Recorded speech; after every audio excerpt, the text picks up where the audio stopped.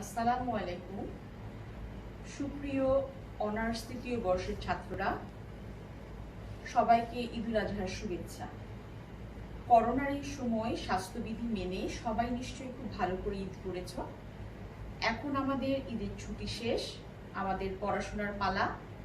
আমি আজকে তোমাদের কস্ট অ্যাকাউন্টিং নিয়ে তোমাদের সামনে হাজির হয়েছি। আমার অনলাইন ক্লাসে তোমাদেরকে স্বাগত। আমি তোমাদের অ্যাক্ট 3003 কস্ট অ্যাকাউন্টিং চ্যাপ্টার 7 গত ক্লাসে শুরু করেছিলাম, job order and batch costing. তো আজকে চলো আমরা শুরু করি আমাদের ক্লাস। আজকে আমরা cost control in job order system, spoilage goods, defective goods, scrap materials and waste material in a job order cost system, batch costing, economic batch costing এগুলো নিয়ে আলোচনা করব, তাহলে আমাদের চ্যাপ্টার 7 শেষ হয়ে যাবে। তো আমরা পরবর্তী স্লাইডে যাই। cost control in job order system. In the job order cost system, a product cost is individually calculated and thus it is possible to properly evaluate the profit expectations for each order, and the result can be also used as basic documents for subsequent cost estimation. তার মানে আমরা গত ক্লাসে কিন্তু আগেই বলেছিলাম যে এই কস্ট কন্ট্রোলটা কি। জব অর্ডার কস্টিং সিস্টেমটা নিশ্চয়ই তোমাদের মনে আছে, গত ক্লাসে আমরা আলোচনা করেছিলাম স্পেসিফিক প্রত্যেকটা আলাদা আলাদা জবের জন্য যে কাস্টমার যে স্পেসিফিক অর্ডার দেয় তার জন্য এক একটা কাজের জন্য যে আলাদা আলাদাভাবে জবটা অ্যাসাইন করা হয় সেটাই হচ্ছে জব কস্টিং, এবং প্রত্যেকটা জবের জন্য এখানে আলাদা আলাদাভাবে কস্টটা নির্ধারণ করা হয়। তো যখন কস্টটা নির্ধারণ করা হয়, কোনো কাস্টমার কোনো কোম্পানিতে আসে, তখন তাকে একটা প্রাইস দেওয়া হয়, একটা এস্টিমেটেড প্রাইস দেওয়া হয় যে কাজটা সম্পন্ন করার জন্য কত টাকা খরচ হবে। সেই এস্টিমেটেড প্রাইস এবং অ্যাকচুয়াল যে ডিফারেন্স হয়, এই ডিফারেন্সটা কেন হলো বা ডিফারেন্স যদি বেশি হয় তাহলে কেন বেশি হয়েছে, এই যে কন্ট্রোলিং সিস্টেম, এবং এটা সাধারণত ম্যানেজার এই জিনিসটা কন্ট্রোল করে থাকে যিনি অর্ডার গ্রহণ করে। তো এটাই হচ্ছে মেইনলি হচ্ছে জব অর্ডার। দ্যাট মিন্স প্রত্যেকটা স্পেসিফিক জবে যে এস্টিমেটেড কস্ট ছিল যেটা কাস্টমারকে দেওয়া হয়েছে তার তুলনায় অ্যাকচুয়াল কস্টের যে ভেরিয়েশন, সেটাই হচ্ছে আমার কস্ট কন্ট্রোল। যে কেন হলো, সেই জিনিসটা কেন হলো, স্পেসিফিক জব, যেহেতু এগুলো ছোট ছোট আকারে ছোট ছোট সাইজের, যার জন্য এটা জব অর্ডার কস্টিং এ এই কস্ট কন্ট্রোল করাটা সুবিধা হয়। নেক্সট আমরা দেখি spoiled goods.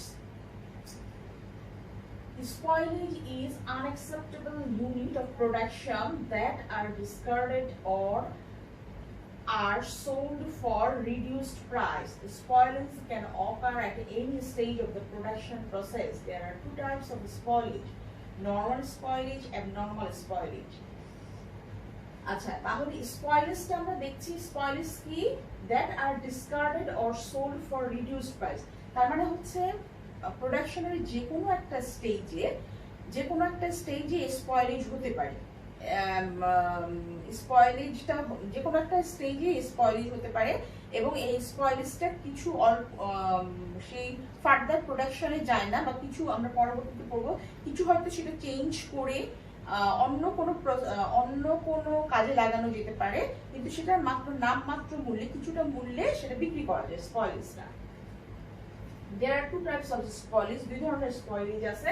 একটা হচ্ছে নরমাল স্পয়েলেজ, আর একটা হচ্ছে অ্যাবনরমাল স্পয়েলেজ। এখন আমরা দেখবো নরমাল স্পয়েলেজটা কি। Normal spoilage, cost accounting practice recommends normal spoilage is specified as part of production process specification. It can be reduced further if possible by improving the process or technology. Abnormal spoilage, the spoilage that should not arise under efficient operating condition. তার মানে normal স্পয়েলজটা প্রোডাকশনের যে কোনো একটা স্টেজে হতে পারে, এবং এটা কি হয়, এবং এটা যদি মানে কোনো প্রসেসের মাধ্যমে টেকনোলজি বা প্রসেস যদি ইমপ্রুভ করে এটা ফার্দার ইউজ করা যেতেও পারে, অথবা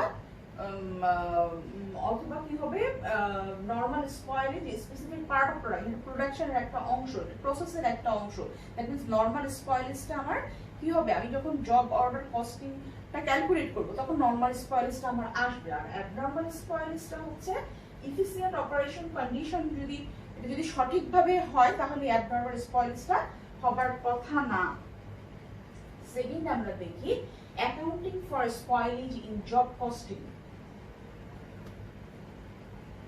The cost of normal spoilage is added to cost of the production so that estimate cost of production include allowance for normal cost for subsequent cost estimation. The disposable value of spoilage is credited to working process control account and also to the specific job account. The material control account and spoilage goods disposable accounts or interstate income account are debited with the disposable value. That means a disposable value কি করছে, income অ্যাকাউন্টে debit করা হয়েছে, income account অথবা spoil goods disposable value অ্যাকাউন্টে debit এবং working process. That means আমরা বুঝতেই পারছি নর্মাল স্পয়েলসটা আমার নর্মালি কাউন্ট হবে। আমি আমার একটা প্রোডাক্ট তৈরি করতে যে খরচটা হলো সেই নর্মাল স্পয়েলসটা সেই কস্টিং এর ভিতরে চলে যাবে।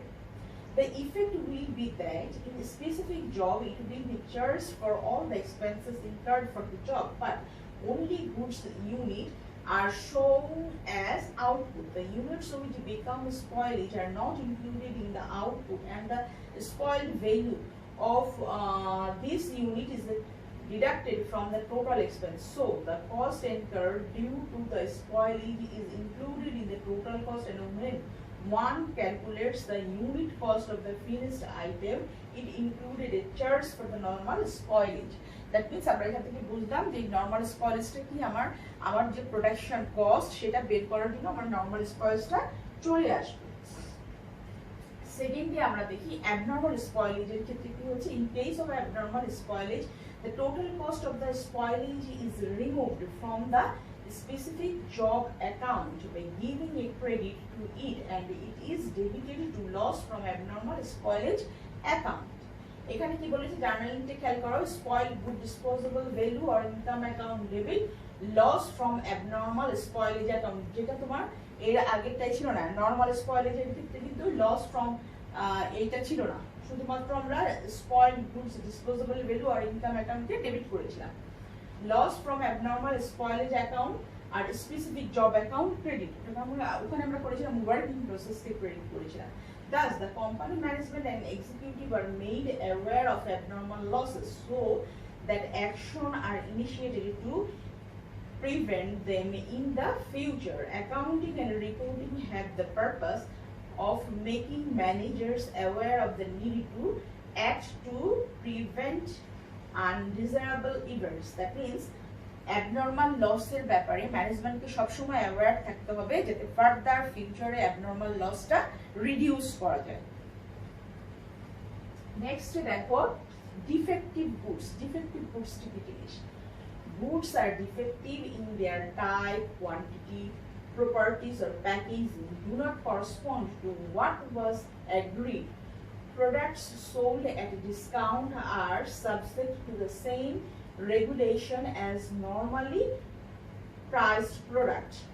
Not even fault or default is the responsibility of the vendor unless otherwise agreed a product is defective among the other circumstances. And defective goods টা কি জিনিস? defective goods মানে কাস্টমার যেরকম অর্ডার দিয়েছিল সেরকম গুডস যদি তৈরি না হয়, যেখানে বলেছে কোয়ান্টিটি, প্রপার্টিজ আর প্যাকেজিং, যে কোনো সময় এটা সমস্যা হতে পারে।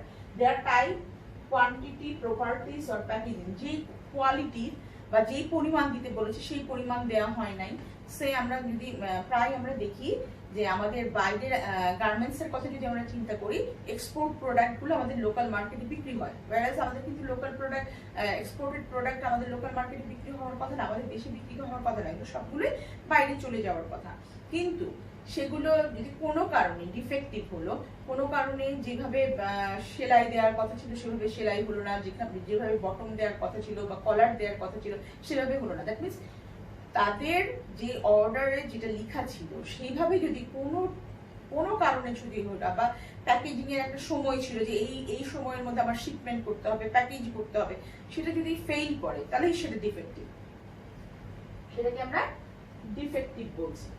এরপরে দেখো when the product is not suitable, এই ডিফেক্টিভের যে বিভিন্ন রিজন, ডিফেক্টিভের যে বিভিন্ন রিজন, এই রিজনগুলো একটু দেখো এবং আদার সার্কামস্টেন্স, সেই সার্কামস্টেন্সেস গুলো কি কি। When the product is not suitable for its intended use, the product does not correspond with the information provided in advance, the product service life is shorter than what could responsible be expected, the product is not packaged in a manner that is appropriate for its prevention or protection, the product does not include sufficient instruction or installation and use in both Finnish and Swedish, the product failed to meet satisfied requirement। তাহলে আমরা দেখতে পাচ্ছি কি কি কারণে একটা product হতে পারে, কাস্টমার যদি সেই প্রোডাক্টের প্রতি স্যাটিসফাই না হয় তখনও কিন্তু আমরা সেটাকে ডিফেক্টিভ প্রোডাক্ট বলতে পারি। তারপর হলো mishandling of the product, failure to comply with instruction for use or maintenance, accident that occur after the product has been delivered to the customer। তার মানে তাহলে আমরা দেখলাম যে ডিফেক্টিভ প্রোডাক্ট মানে কি, প্রোডাক্ট বিভিন্ন কারণে ডিফেক্টিভ হতে পারে। কোনো প্যাকেজিং এর সময় যদি প্রোডাক্টে কোনোভাবে ক্ষতিগ্রস্ত হয়, দ্যাট মিন্স কাস্টমারের কাছে একদম সম্পূর্ণ নতুন অবস্থায় প্রোডাক্টটা পৌঁছাতে হবে। প্যাকেজিং এর সময় যদি কোনো সমস্যা হয় বা কাস্টমার যদি সেই প্রোডাক্টের স্যাটিসফাই না হয় বা কাস্টমার যেভাবে অর্ডার দিয়েছিল তার অর্ডার অনুযায়ী যদি ফুলফিল না হয় বা সেই যদি শিপমেন্টে ব্যর্থ হয় বা যদি কাস্টমারকে স্যাটিসফাই করতে না পারে, এই বিভিন্ন রিজনে সেই প্রোডাক্টটাকে বা গুডসটাকে আমরা কি বলতে পারি, ডিফেক্টিভ বলতে পারি।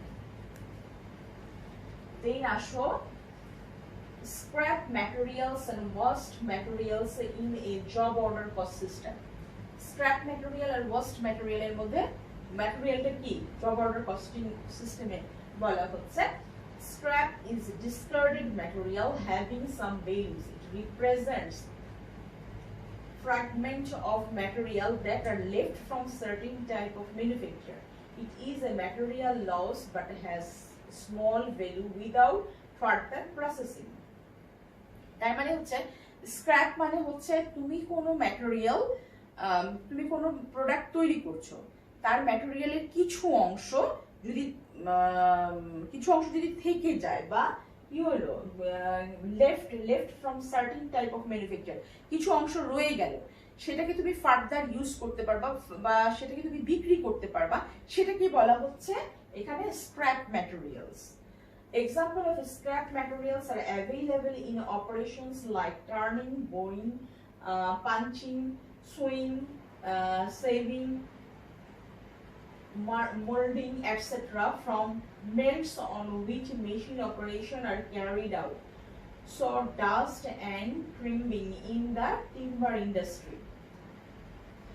যেমন টিম্বার ইন্ডাস্ট্রিতে আমরা কি দেখি, যখন কাঠগুলো কাটে তখন কিন্তু সেখান থেকে অনেক রকমের কি বের হয়, অনেক কাঠের গুঁড়ো বের হয়, সেই গুঁড়ো কিন্তু ফার্দার কি করতে পারে, ওই ইন্ডাস্ট্রির মালিকরা কি করে ওটা বিক্রি করে সেই টিম্বারটা অন্য কাজে ইউজ করা হয়। এরকম যখন ওই কোনো একটা জিনিস প্রোডাক্ট তৈরি করতে পারে, যেমন ফার্নিচার যখন তৈরি করা হয়, ফার্নিচারে যখন কাঠগুলো সাইজ করা হয় তখন কাঠের থেকে যে জিনিসগুলো বের হয়, যে সাবস্টেন্স গুলো বের হয়, সেগুলো কি পরবর্তীতে বিক্রি করা যায়, সেটাকে এখানে বলা হচ্ছে স্ক্র্যাপ ম্যাটেরিয়াল। এরপরে দেখো there are three types of scrap, namely legitimate scrap, administrative scrap, defective scrap। Legitimate scrap arises due to the nature of operation like turning, boring, punching, etc. Administrative scrap arises due to administrative actions such as a change in the method of production. Defective scrap arises because of use of inferior quality of material or workmanship or defective machine. Such type of scrap is abnormal because it arises due to abnormal reasons.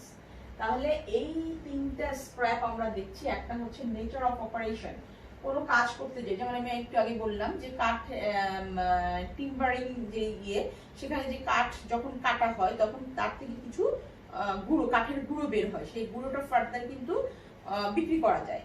সে এটাকে বলা হচ্ছে legitimate scrap.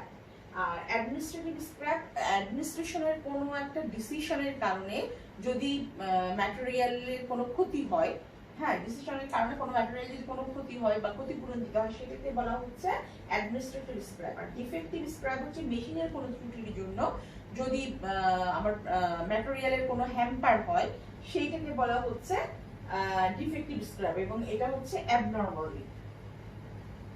Next দেখো, scrap is discarded material having some values.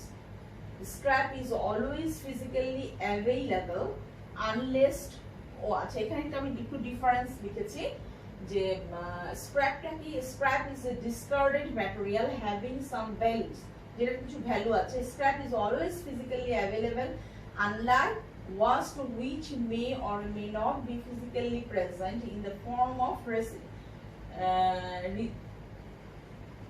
received. This scrap is always visible, whereas waste may or may not be visible. Further, waste may not have any value, whereas scrap must necessarily have a value. এখানে তোমাদের যে scrap আর waste ছিল সেটা একটু differentiate আমি করেছি, যে scrap আর ওয়াস্টের যে ডিফারেন্স, স্ক্র্যাপের আমি আগেই বললাম যে ম্যাটেরিয়ালটাকে প্রসেস করতে গেলে যেই সাবস্টেন্স গুলো থাকে সেটাকে আমরা স্ক্র্যাপ বলছি, এবং সেটা ফার্দার আমি বিক্রি করতে পারবো বা সেটা ভিজিবল, সবসময় এটা ভিজিবল স্ক্র্যাপটা, এবং এই স্ক্র্যাপের ইকোনমিক ভ্যালু আছে। আর ওয়াস্টটা হচ্ছে, ওয়াস্টের কোনো ইকোনমিক ভ্যালু নেই, এটা বিক্রি করা যায় না, আর এটা ভিজিবল হতে পারে অথবা ভিজিবল নাও হতে পারে। Waste material, এখন waste materialটা কি? Waste is defined as discarded substance having no values. In many industries, some waste is inevitable. Such waste may arise due to the inherent nature of materials, chemical reaction, evaporation, drying, sublimitation of goods, etc. Waste can also be in the form of smoke, gas, slag, or dust, which arise in the course of manufacturing process. তাহলে আমরা এখানে waste ম্যাটেরিয়ালটা কি জিনিস, waste ম্যাটেরিয়ালটা আমরা বুঝলাম যে waste ম্যাটেরিয়ালটা কি, যেটার কোনো ভ্যালু নাই, যেটা ম্যাটেরিয়ালটাকে প্রসেস করার সময় যে জিনিসগুলো বের হয়, যেগুলো বর্জ্যগুলো বের হয়, ওয়াস্ট মিনস আমরা বুঝি বর্জ্য, যে বর্জ্যগুলো বের হয় যেটাকে আমি আর রিইউজ করতে পারি না বা যেটার কোনো ভ্যালু নাই, সেলস ভ্যালু নাই, সেটাকে আমরা কি বলছি, ওয়াস্ট বলছি। এবং এই ওয়াস্টটা কখনো কখনো ভিজিবল, কখনো কখনো ভিজিবল না। এখানে ওয়াস্টের কিছু দেওয়া আছে, ইভাপোরেশন, হ্যাঁ কেমিক্যাল রিঅ্যাকশনের কারণে হতে পারে বা ডাইনের কারণে হতে পারে, এগুলো হচ্ছে সব ওয়াস্ট। নেক্সট আসলে waste may be visible or invisible or visible. আমি আগেই বললাম যে ওয়াস্ট ভিজিবলও হতে পারে আবার ইনভিজিবলও হতে পারে। The former type of waste, that is waste due to dyeing, evaporation, etc., is invisible. Is invisible, whereas the later type of waste, that is gas, smoke, slag, etc., is visible.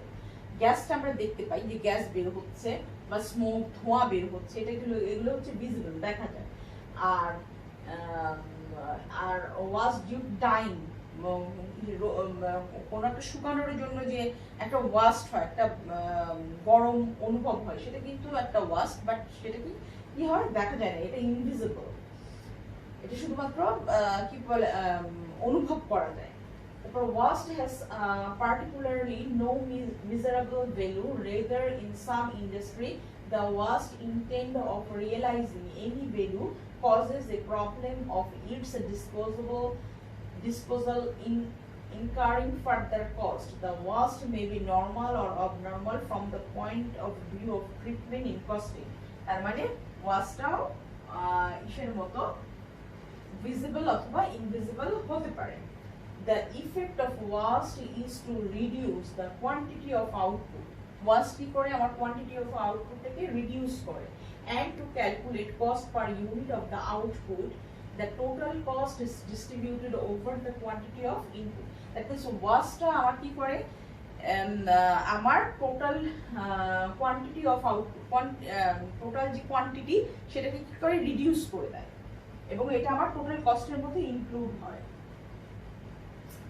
Difference between scrap and waste. Scrap is discarded material having some values. Scrap is always physically available. Waste, which may or may not be physically present in the form of a residue. Scrap is always visible, whereas waste may or may not be visible. Scrap is always visible where waste may or may not be visible. Waste may not have any value, whereas scrap must necessarily have a value. যে কথাগুলো আমি একটু আগে বললাম. এরপরে আসো batch costing কি জিনিস. ব্যাচ কস্টিং আমাদের এই জব অর্ডারের কস্টিং এ যা ছিল এগুলো শেষ হয়ে গেল. তো জব অর্ডার কস্টিংটা আমরা কি বললাম, ব্যাচটা আসার আগে আমি একটু জব অর্ডার কস্টিংটা তোমাদের আরেকবার রিভিউ করে নিচ্ছি. আমরা বলেছিলাম একটা স্পেসিফিক জবের জন্য যে কস্ট সিস্টেমটা হয়, সে কোনো একটা কাস্টমার যদি কোনো একটা স্পেসিফিক অর্ডার দেয়, সেই অর্ডারের জন্য ওই প্রোডাক্টের জন্য সে যে অর্ডার দিল সেই প্রোডাক্টের জন্য যে খরচটা হয় সেটাই হচ্ছে আমার জব অর্ডার কস্টিং. এবং প্রত্যেকটা জবের জন্য আলাদা আলাদা কি হয়, জব নাম্বার থাকে. ওই নাম্বার অনুযায়ী ওই জবের জন্য যে খরচটা হয়েছে সেটা ওই জবের কস্ট এবং ওইটা সেইটার কস্টের মধ্যে, এবং প্রত্যেকটা জবের কস্ট আলাদা আলাদা ভাবে নির্ণয় করে. জবের নাম্বারও যেমন আলাদা থাকে, জবের কস্টও আলাদাভাবে থাকে. জব অর্ডার কস্টিংটা আমরা কি করেছিলাম, জব অর্ডার কস্টিং এর একটা অঙ্ক আমরা করেছিলাম, তখন দেখেছি জব অর্ডার কস্টিং এর মধ্যে আমরা স্ক্র্যাপ ম্যাটেরিয়াল কি, ওয়েস্ট ম্যাটেরিয়াল কি, এই জিনিসগুলো আসলে স্পয়েলেজ কি, হ্যাঁ ডিফেক্টিভ গুডস কি, হ্যাঁ এই জিনিসগুলো আমরা জানতে পারলাম জব অর্ডার কস্টিং এর মধ্যে. আর জব অর্ডার কস্টিং এর কন্ট্রোলটা কি আমি আগেই বলেছি যে তোমাদের কন্ট্রোলিং হচ্ছে একজন কাস্টমার যখন কোম্পানিতে আসে বা ফার্মে আসে তখন সে কি করে, একটা কাজ বিভিন্ন জায়গায় ঘুরে সে দেখে যে আসলে এই কাজটা করতে অ্যাপ্রক্সিমেট কত খরচ হবে. স্বাভাবিকভাবে আমরা যেখানে কম পাবো সেখানেই আমরা সাধারণত যাই এবং কোয়ালিটি ইনশিওর করার জন্য. তো সে যখন একটা এস্টিমেট প্রাইস চায় যে আমি এই ফার্নিচারটা সে বানাবো, 10টা ফার্নিচার আমার এই ডিজাইনের করে দিতে হবে, বা আমার এরকম 10টা কি বলবো 10টা শার্ট তৈরি করে দিতে হবে, এরকম যখন একটা স্পেসিফিক সেটার একটা আলাদা জব নাম্বার থাকে যে এই কাস্টমারের এই কয়টা অর্ডার, কাস্টমারের নামে যে এর এই কয়টা অর্ডার. তো সেই অর্ডারের পেছনে টোটাল যে খরচটা হয়, এখানে আমার কি কি আছে, ডাইরেক্ট ম্যাটেরিয়াল আছে, ডাইরেক্ট লেবার আছে, ওভারহেড আছে, এই সমস্ত খরচগুলো মিলাই আমাদের টোটাল কস্ট হয়. সেই কস্টটাকে আমরা কি করি, সেই কস্টটা আমি প্রথমেই যখন কাস্টমার আসে তখন প্রিভিয়াস আমি এই ধরনের জবের কাজ করেছি কিনা সেটার এক্সপিরিয়েন্সে আমি তাকে একটা এস্টিমেটেড প্রাইস দিই, বা আমি যদি না করে থাকি তাহলে আদার্স ক্যালকুলেশন করে আমি তাকে একটা প্রাইস দিই. সেই প্রাইসের থেকে আমার যদি অ্যাকচুয়াল প্রাইস বেশি হয়, তাহলে অ্যাকচুয়াল প্রাইস কেন বেশি হলো, তাহলে অ্যাকচুয়াল প্রাইস বেশি হলে অবশ্যই আমার প্রফিটটা কমে যাবে, কারণ আমি যখন তাকে এস্টিমেটেড প্রাইস দিচ্ছি তখন সেটার মধ্যে প্রফিট আমার ইনক্লুড করা থাকে. তো কেন কম হলো সেটাই হচ্ছে কস্ট কন্ট্রোল. কেন হচ্ছে, ম্যানেজার সেই জিনিসটা দেখবে যে প্রত্যেকটা স্টেজে ম্যাটেরিয়ালে খরচ বেশি হলো, লেবারে বেশি খরচ হলো, না ওভারহেডে বেশি খরচ হলো, এটা ম্যানেজারকে দেখতে হবে.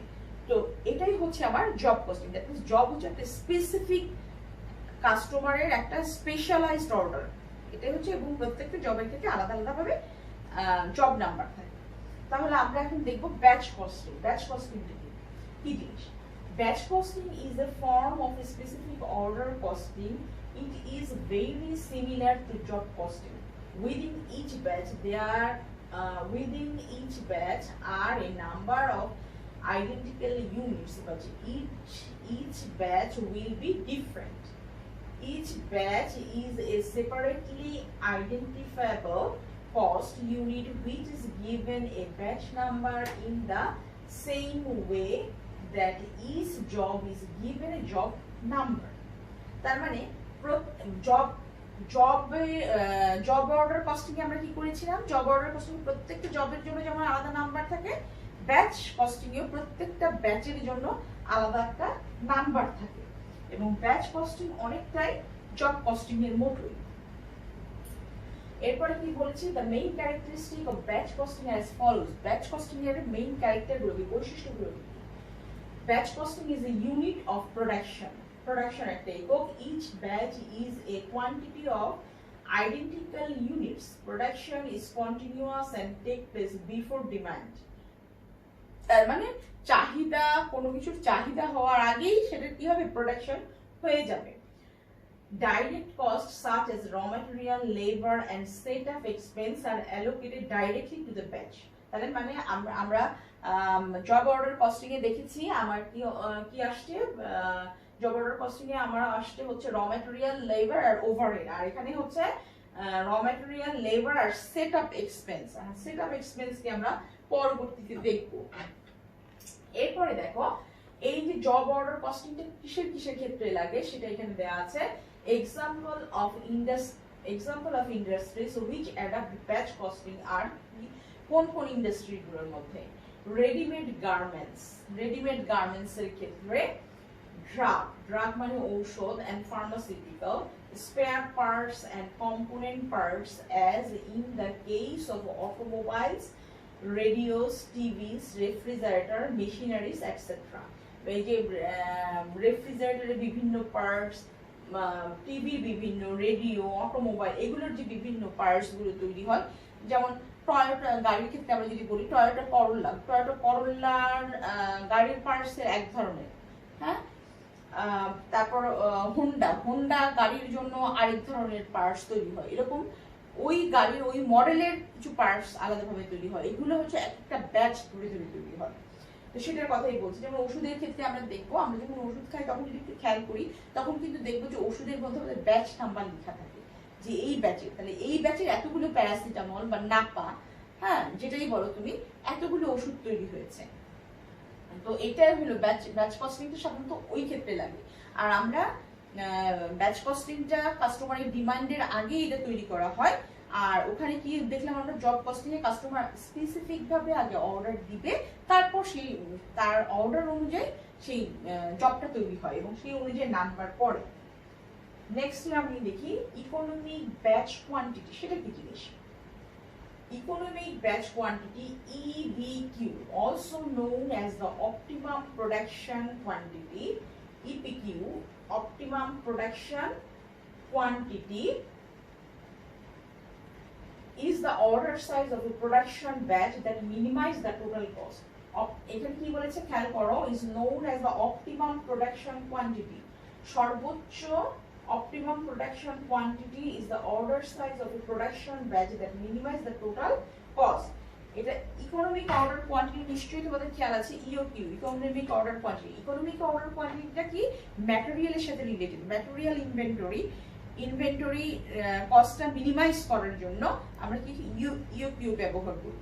আর এখানে হচ্ছে ইবিকিউ, ইকোনমিক ব্যাচ কোয়ান্টিটি। ইকোনমিক ব্যাচ কোয়ান্টিটিও সেম জিনিস, যে আমার টোটাল ব্যাচের কস্টটা কমানোর জন্য আমি কতগুলো অর্ডার দিব সেটার উপর ডিপেন্ড করে আমার ম্যাক্সিমাম অপটিমাম প্রোডাকশন কোয়ান্টিটি, সর্বোচ্চ পরিমাণ কত উৎপাদন করলে আমার টোটাল ব্যাচের কস্টটা কমে আসবে। মিনিমাইজ দ্য টোটাল কস্ট, হ্যাঁ, is the order sale, that means কত অর্ডার করলে, সর্বোচ্চ কি পরিমাণ অর্ডার করলে আমার টোটাল ব্যাচের কস্টটা কমে আসবে, এটাই হচ্ছে আমার economic batch quantity. There are basically two options of planning the batch quantity. কি অপশন দেখো, one of them is planning a large batch of a product is long interval. খেয়াল করো কি বলেছে, one of them, এই যে দুটো অপশনের জন্য এই ব্যাচ কোয়ান্টিটি, ইকোনমিক ব্যাচ কোয়ান্টিটিটা ইয়ে করা হয়, কি বলবো মেজার করা হয়, সেটার একটা উদ্দেশ্য হচ্ছে planning a large batch of A production in long interval, দীর্ঘ সময় পর পর। সে বছরে যদি 2বার নাপা ওষুধ বা প্যারাসিটামল এটা যদি উৎপাদন করা হয় একটা ব্যাচ ধরে, লং টাইম, একটা বছরে শুধুমাত্র 2বার এই ব্যাচের, এই নাপা ব্যাচের সমস্ত নাপা উৎপাদন হতো এইরকম। এরপরে দেখো another is planning a small batch of A production in short interval. আরেকটা আছে যে স্মল ব্যাচ, ছোট ব্যাচ, সেটা অনেক বড় ব্যাচ না, ছোট ব্যাচ শর্ট ইন্টারভেলে করা। তার মানে একটা হচ্ছে লং ইন্টারভেলে লং ব্যাচ, আর একটা হচ্ছে শর্ট ইন্টারভেলে short batch. The advantage of planning a large batch of production are that the price of ordering a large batch, administrative cost of test and shipping are lower, and there is a lower risk of interruption of production due to the large amount of stock. কি বলছে এখানে, এটার অ্যাডভান্টেজটা কি, এটা large ব্যাচের অ্যাডভান্টেজটা এখানে বলতে, the advantage of planning a large batch of production are that the price of ordering a large batch, administrative cost of test, shipping are lower, কম হয়।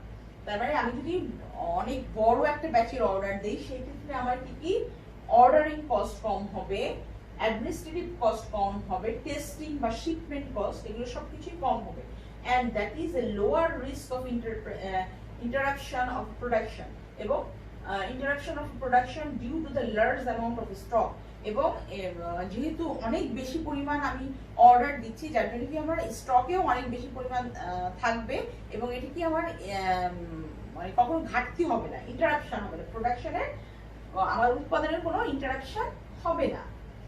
ডিসঅ্যাডভান্টেজটা খেয়াল করো, the disadvantage of planning a large batch are that there is a higher tied up capital, also storage cost of production, inventory R higher cost। তাহলে এই যে আমরা বললাম আমাদের দুইটা ছিল, একটা হচ্ছে লার্জ ব্যাচ, একটা হচ্ছে স্মল ব্যাচ।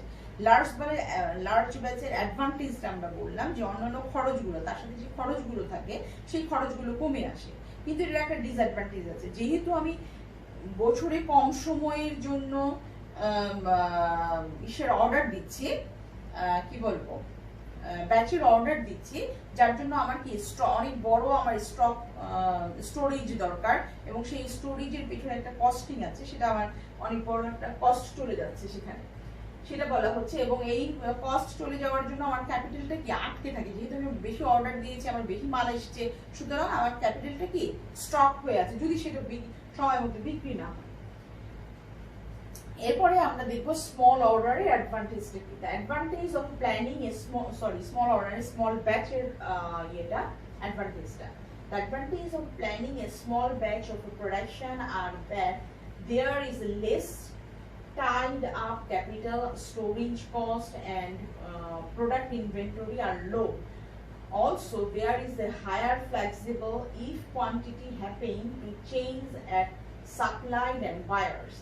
কি হচ্ছে এটা অ্যাডভান্টেজটা বলছে যেটা কম ক্যাপিটালের ব্লক কম হচ্ছে, তোমার স্টোরেজ কস্ট কম হচ্ছে, এবং কি higher flexible if quantity happening, যদি কখনো কোনো অবস্থার পরিবর্তন হয় বা এরকম কোনো সিচুয়েশন হয় যে ওই ব্যাচের ঔষধ বা যে কোনো কিছু বিক্রি হচ্ছে না, সেই ক্ষেত্রে কি আমার ক্যাপিটালটা বেশি আটকে থাকবে না, flexible in quantity happening to change at supply or buyers. এরপরে দেখো the disadvantage of planning a small batch are that there will be cost from frequent ordering, বারবার অর্ডার করতে হবে, বারবার অর্ডার করতে গেলে অর্ডারিং এর একটা কস্ট আছে, as well as high risk of interruption of production, যে কোনো মুহূর্তে কোনো একটা কারণে ধর্মঘট হলো, আমার মাল আসছে না, যেটা র ম্যাটেরিয়াল আমার দরকার, সেই ব্যাচের জিনিস আসছে না আমার কাছে, তাহলে আমার কি প্রোডাকশন হ্যাম্পার হবে, production due to small production inventory, যেহেতু আমার প্রোডাকশন ইনভেন্টরি কম থাকছে সেহেতু আমার কি প্রোডাকশনটা হ্যাম্পার হচ্ছে। The optimum batch quantity is somewhere between the large and small batch quantity. আমরা এখন EBQ যে ফর্মুলাটা আছে, লার্জ হোক সেটা স্মল হোক যে কোনো ব্যাচেরই হোক, এটা আমরা EBQ ইকোনমিক ব্যাচ কোয়ান্টিটির ফর্মুলাটা আমরা দেখব। এখানে তোমরা খেয়াল করো, ইকোনমিক ব্যাচ কোয়ান্টিটির ফর্মুলাটা সরাসরি এখানে দেওয়া আছে √2 into CS into D, CH 1 minus D divided by P। এখন আমরা দেখব এই জিনিসগুলো আসলে কি। Where CS কি, the setup cost of a batch, D হচ্ছে the annual demand, P হচ্ছে the annual production capacity, CH হচ্ছে the annual cost of holding 1 unit of finished inventory। আমি যদি অঙ্ক করি তাহলে আমাদের আরেকটু ক্লিয়ার হবে। আর তোমরা যেহেতু আগেই ম্যাটেরিয়ালি EOQ করেছো, সুতরাং এটা খুব একটা ঝামেলা হওয়ার কথা না। EOQ এর সাথে অনেক মিল। এখন এটার ইয়েটা কোথায়, EOQ এর সাথে ডিফারেন্সটা কোথায় সেটা এখানে বলা হয়েছে। The formula for working out the economic batch quantity is very similar to EOQ. Which one notable difference is the denominator? The cost of holding in the economic batch quantity formula is decreased by the amount of inventory that will be produced and sold on the same day, therefore does not contribute to the annual cost of holding the inventory. এখানে holding কস্টের দুটার মধ্যে difference, যে holding কস্টের economic batch quantity holding কস্টের একটা effect আছে যেটা আমার ইউপিও এর মধ্যে নেই। এই ছিল আজকে আমাদের ক্লাস। আমাদের চ্যাপ্টার 7 আজকে কমপ্লিট। আমরা নেক্সট ক্লাসে প্রসেস কস্টিং, চ্যাপ্টার 8 আমাদের আছে প্রসেস কস্টিং। আমাদের একটু দ্রুতই আগাতে হবে কারণ কস্টিং চ্যাপ্টারে 15টা চ্যাপ্টার আমাদের।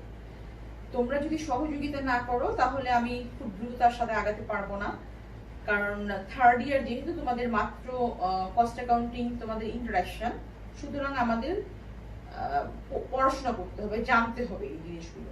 আর আমি আগেও বলেছি এখনো বলছি, যদি এই লেকচারের মধ্যে তোমার কোনো কোয়ারি থাকে তাহলে অবশ্যই কমেন্টে লিখবে, আমি এটা সলভ করতে চেষ্টা করব। তোমরা অবশ্যই বই বাসায় পড়বে, এই যে জিনিসগুলো দেখালাম সেই ভিডিওগুলো দেখবে, আর তোমাদের যে ক্লাসে বইয়ের কথা বলা আছে সেখানে কি কি অঙ্ক আছে সেই অঙ্কগুলো প্র্যাকটিস করবে।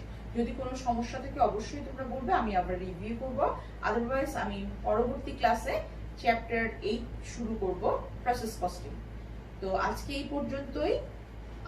তোমাদের সাথে এই সুন্দর মুহূর্তটুকু কাটাতে পেরে আমার ভালো লাগছে, তোমাদেরও নিশ্চয়ই ভালো লাগবে। তো তোমরা সেই পর্যন্ত ভালো থেকো। আমার পরবর্তী ক্লাসে আমি তোমাদের জন্য প্রসেস কস্টিং নিয়ে আসবো। সেই পর্যন্ত তোমরা ভালো থেকো, সুস্থ থেকো। আল্লাহ হাফেজ।